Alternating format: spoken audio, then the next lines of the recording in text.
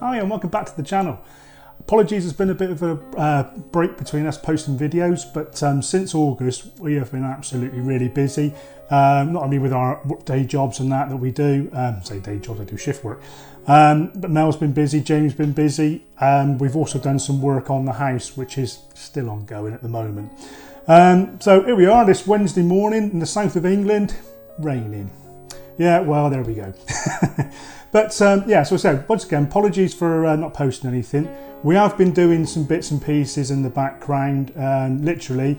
That's a game I played recently, Chain of Command. Jamie and Richard come over last week and played a game of Chain of Commands. That was a good game, very close. I'll show you the table and that afterwards and that. But we have been doing some bits and pieces in the background. We're planning for our group's Christmas game. It was going to be a surprise, but I've had to sort of let the cat out of the bag with them. So I thought, well, I'd show you some of the things that we have been doing in the meantime of the last video. Our Christmas game this year is going to be the counter-attack at Arras, 21st of May 1940, where the Frank Force, which was what was codenamed as, with the Durham Light Infantry and the 4th Royal Tank Regiment, the 7th Royal Tank Regiment. But we're going to be playing it as the left column with the 4th Royal Tank Regiment, supported by, on the morning, we're given some Matilda IIs. The 4th Royal Tank Regiment didn't have any at the time, they only had Matilda Is. And on the morning they were lent, I think it was 7, off the top of my head, I'd have to recheck that, but I think they were lent 7 from 7th Royal Tank Regiment. So I painted up a Matilda II. This is a Blitzkrieg Miniatures resin cast Matilda. I really do like their vehicles. I have got a couple of the other ones that they do. Their treble 2 armoured car is beautiful, really nice, lovely detail on it. My only slight criticism with them is they also do resin machine guns, which is not good. You have to be very careful. You need to really drill them and pin them and put them in, like, you know. But other than that, the kits themselves, the detail on the kits are really, really nice. And they both do 156 and 148 scale. I mean, I know a lot of people with their 28mm games use 148. I just feel as though it's still too big for a 6x4 table. That's just a personal thing. So I'd rather go smaller and go 156. But other than that, I've been doing a couple of other things. We've done another section of British BEF figures. If you remember, I did a showcase of the army that I've got so far. I've now added another section into them just to give me that 4 sections. And if you play Chain of Command, you'll know that the early war British are only 8-man sections. Until I think it's the April reorganisation where they go up to 10. I think it's 11 actually. But anyway, it's April organisation, they go up a little bit more. But up until then, so they're 8-man sections. So it's always nice to have that extra section within the support points that you can choose from, just to add that in, that extra little bit of support and that, because there aren't very many men in the platoon. And not only that, is if you do play Chain of Command, you'll know the Boys Anti-Tank Rifle is only the gun in the HQ. You have to crew it with 2 of your riflemen from your sections. So having that extra few men in the support of your choice does help. So other than that, I'll spin the camera around, and what we'll do is I'll show you the figures and that, and see where we are. So here we have the Blitzkrieg Miniatures Matilda II tank.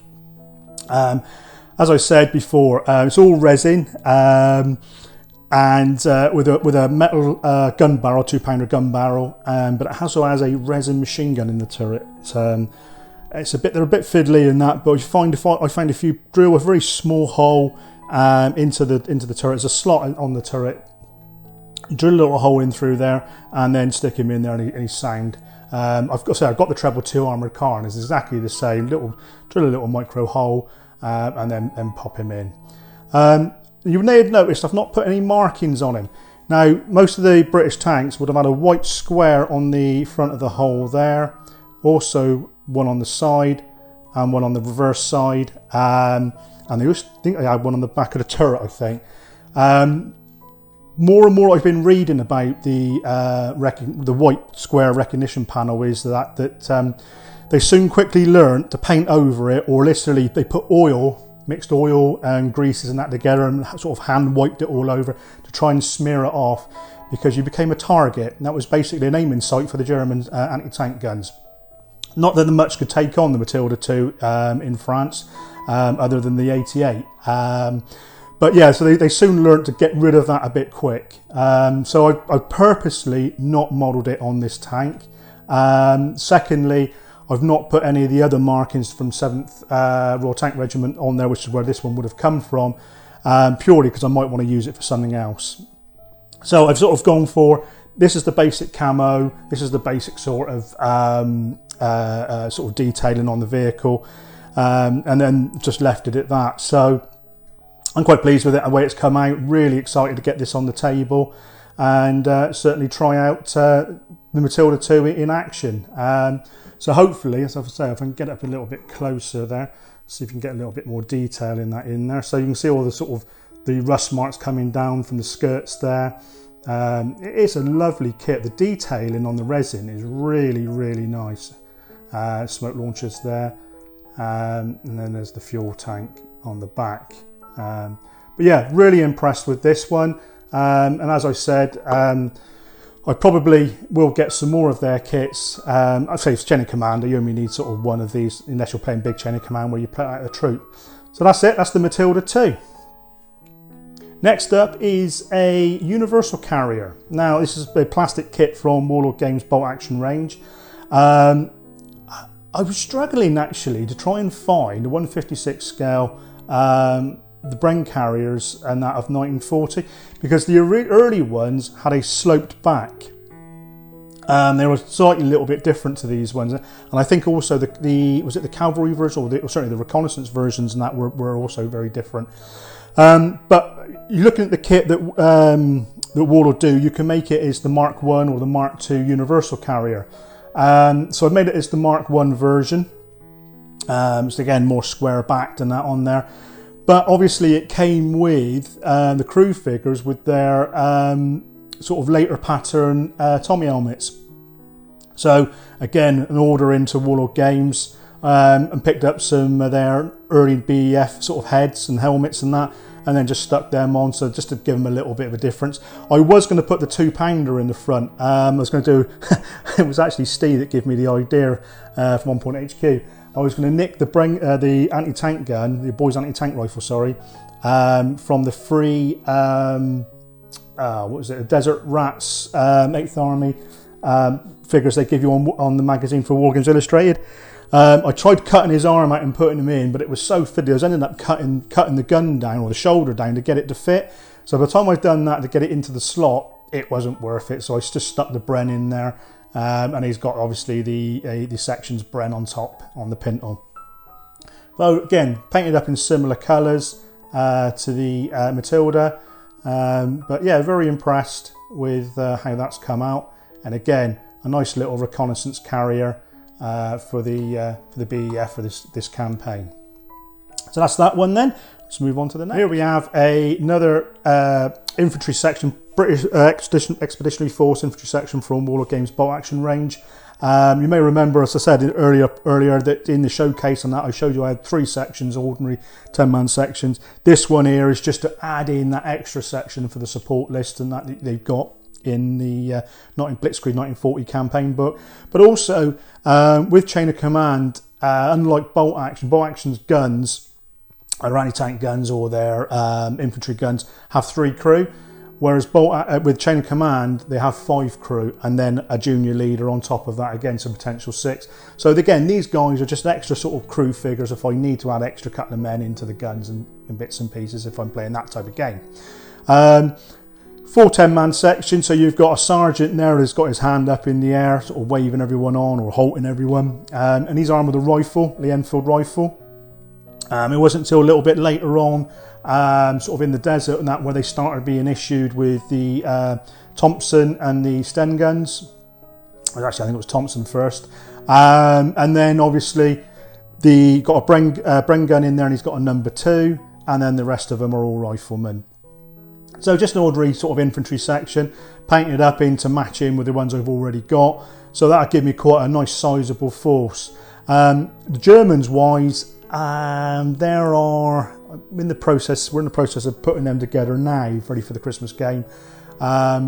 They're sort of 3 sections with all their support weapons, anti-tank rifles, light mortars and so forth, and machine guns, anti-tank guns, infantry guns. So they're going to be quite a nice sizable force, and once they're all up together, I will do a showcase for those.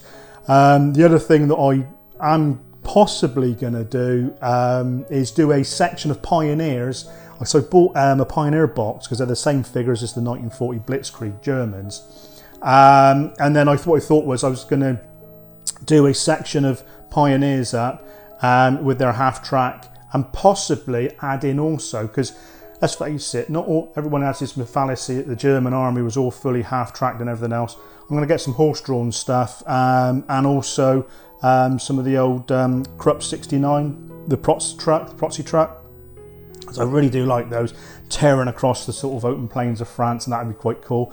So I'm going to get a couple of those as well. I've got some Opel Blitzes, but again, it's more about the horse-drawn stuff, because even by late 1945, into 1945, late 44, the amount of horse-drawn stuff the German army was still doing was phenomenal. And if you go back and read into the statistics of the horse-drawn stuff, it's pushing closer to where, for where they were in the First World War with their horse-drawn, and perhaps probably even a little bit more in some cases, in some areas. But like I say, that's worth reading into. So that's it. That's the extra British infantry section added into there. So next up is a couple of other things I've been working on. This is the foreground. I think they call it is it a cart shed or something like that? I don't know, log store or whatever. It's from their Le Haye, I think, building range. There's also in their World War II listing. Put this together, really impressed with what I want to do with this. This is just going to be like a log store or a cart store, especially around a farm or something like that. All of these are individual slats that are glued on. I'll see if I can pick it up and sort of show you. I don't know if you can get a profiling on there. So you can see they're all slatted on there. That's the actual card. It's been lasered. The card's been lasered to cut in all sort of regular shapes and that. You've got a square box, obviously, flat panel box to stick them onto. And actually inside, I don't know if the camera will pick it up, but they actually, if you see there, laser cut the paneling inside. So you've got the paneling inside. So I thought that was quite good. Again, like I said, this is just going to be like a log store or a shed, a cart shed and that for World War II. Again, horse and musket period, perfect for that as well. So that'll go on to making up a little farm complex. So I'm pleased with that. And then on to the next ones. I'll leave the camera rolling a minute, so just over here. I've been making 2 of these little lean-tos, and I'll just put that one there like so, and I'll put that one on there so you can see that. Again, for the foreground buildings, these are foregrounds kits. Yeah, I'm quite impressed with these. I thought, again, they would make, again, good little lean-tos, extensions on top of houses. And also, they would make sort of like a workshop office. I'm currently in the process of making up a Charlie Foxtrot model at the moment. And if you've been following my comments and that on Point HQ's Facebook page, you'll know that I'm not really that impressed by it. I think that it needs to go back into the drawing board and look at how to cut a kit, because the measurements are not what it says on the website, and you have 2 of the same panel. How he's cut the kit, you have 2 of the same panel when you're putting the sides or the roof on, and that's not right. But anyway, there we are. That's just my little gripe about that. Perhaps that's an only one that he's got an issue with. I don't know, but it's certainly put me off of getting any more Charlie Foxtrot kits. But anyway, that's never mind. But I will show you that one when I finished it, and I will show you some of the pitfalls that are in the kit. Going back to the foreground kits, if you noticed, they've got white or sort of cream limestone, bathstone bricks and that showing through from where the renders come off. Now, that surprises me, because all their kits that they do, they use red brick. Again, this is another little thing, attention to detail. You know, there's another one up inside there, you see. That to me, you know, look at your kits that you're doing, all your kits come with, when the render's off, it's red brick behind. So, not a problem, I'll just paint it up and touch it up, but it's just like attention to detail. They just didn't, if you know what I mean. So again, foreground, Ben, if you're watching, mate, you need to go back to the drawing board on this one, buddy. Ben is a good mate of mine, so you know he'll know that. I'll even tell him anyway. You know that. But there we are. So that's a couple of lean-tos. And that, again, really impressed with these. They do sort of make the building stand out a little bit more and give them a little bit more character. But yeah, that's just some of my thoughts on them. But and that's that. So what I'll do, I'll take the camera off of here and I'll just show you the table where we were playing the other day. So here we have the table we played last week, Chain of Command game. Yeah, it was a great game. Germans were sort of coming across this way and the British were coming across the far side. Objective was to force the opponent's force morale down to 0 whilst keeping theirs at 3 or above. And then also capturing a jump off points and that. So yeah, really good fun. Really enjoyed playing this one, or certainly umpiring it, that's what I was doing. Getting Richard and that sort of used to the Chain of Command system. Because obviously that's what we're going to be using for our Christmas game. So as you can see, let's spin the camera here. That's the figures that we've recently painted up, all in the terrain there. The old Matilda. If I come round here, you'll be able to see a little bit better. Sort of in a little bit of detail. Here we are. There he is, sneaking his way through the field there and up and over. The infantry section supported by the Bren team there on the corner of the field there, and over the back is the Bren carrier coming down, looking down the road, and that in there. That's that. So that was it. That was the table we played on. As for those sheds, as I was sort of saying to you about, sort of just put that one over the back there, and there's one down just down here. They certainly do give a little bit more character to the buildings, I think, personally. Really impressed by those. As I said, I just have to add in, paint those bricks up and that on there to make that the same as what all the other buildings are. If I just move that tree out of the way, you'll sort of see. Sort of a little farm complex and that down there. So there we have it. That's the table that we played on. So that was a Chain of Command game. Just get used to the rules for the guys. And yeah, so hopefully we'll have another couple of cracks at it, sort of COVID restrictions permitted, and hopefully do a battle report. Not sure I do a battle report on Chain of Command properly, really, but there we go. I'll have a learn, I'll have a little play with it and see what I can come up with. So thanks for watching, and I hope you enjoyed this video, and welcome to all the new subscribers. And let us know what you're building in the comments below, what you're up to, and if 1940 early war France sort of takes your fancy. And without further ado, please leave a like, share and subscribe, and until next time, thanks for watching.